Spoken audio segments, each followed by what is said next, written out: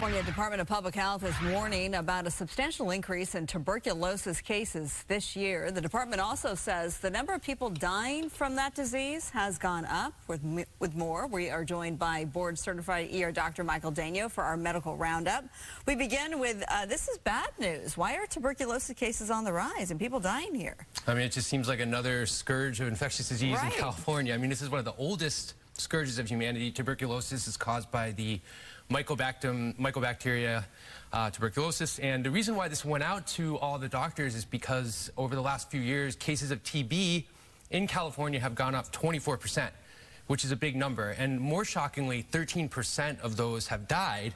And a lot of that is because there's multi-drug resistant TB out there, MDR TB. So a lot of the traditional tuberculosis medications that we use, the mycobacterium is now resistant. And so they're just trying to get us more used to, if we see patients in the ER with cough, fever, weight loss, coughing up blood, to have a higher index of suspicion, particularly because 80% of the cases are occurring in people that were born outside of the United States. So when you have a patient come to the ER, they're not from the United States, they're born somewhere else, they have those symptoms, we want to have a higher index of suspicion for tuberculosis. So maybe before you'd say, oh, you have COVID or this or that, you wouldn't think tuberculosis, but now that should be top of mind. Right, and I think that was the point of the alert, just to think about it. And what can we do as residents?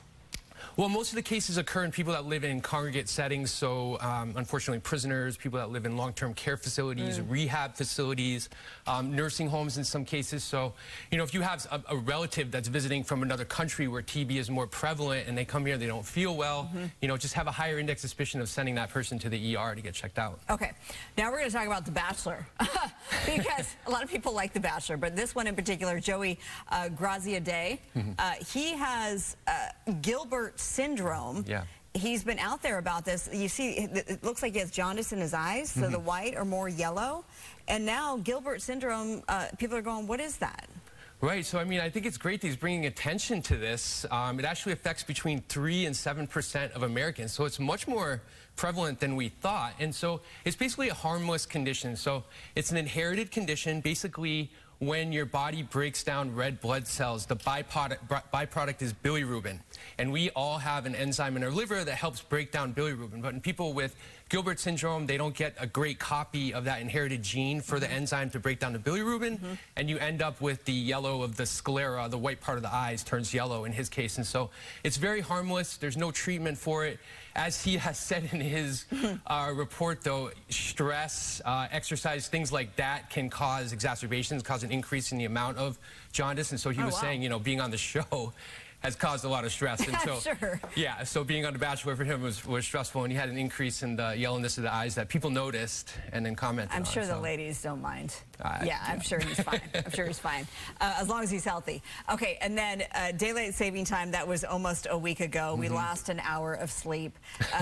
How can we catch up? Because we're a week into this, and a lot of people are feeling really sluggish. What can we do this weekend? But it's sunnier later, right? I mean, that's pretty awesome. I mean, we love that in California. And so you're right, it's almost been a week, and you know, a lot of my friends, patients are really having a hard time this year, and I'm like, I don't know what the difference is between this year and previous years, but what you can do, it's already been 5 days, make sure in the morning you get that early morning sunlight. That's super important to set your circadian rhythm for the day. Make sure you get your exercise in. Really try not to nap. If you have to nap, limit it to about 20 minutes. And then more importantly, try not to eat too late in the evening, because you have to think your body's going to be an hour ahead. And so if you do get hungry, try to limit it to just protein, not a lot of carbs, not a lot of fat. So just follow those basic things. And most people will get over it after about a week, so we should be fine by Monday. And by the way, it's the LA Marathon on Sunday, so there's a lot of people, you're doing? Which I'm doing, and there's about 25,000 of us who are doing it, so we're going to be carving up and not sleeping enough, so we're going to be even worse next week. Good luck. Yeah, thank you, Doctor. Thanks for being here. Thank you. Dr. Michael Daignault. All right.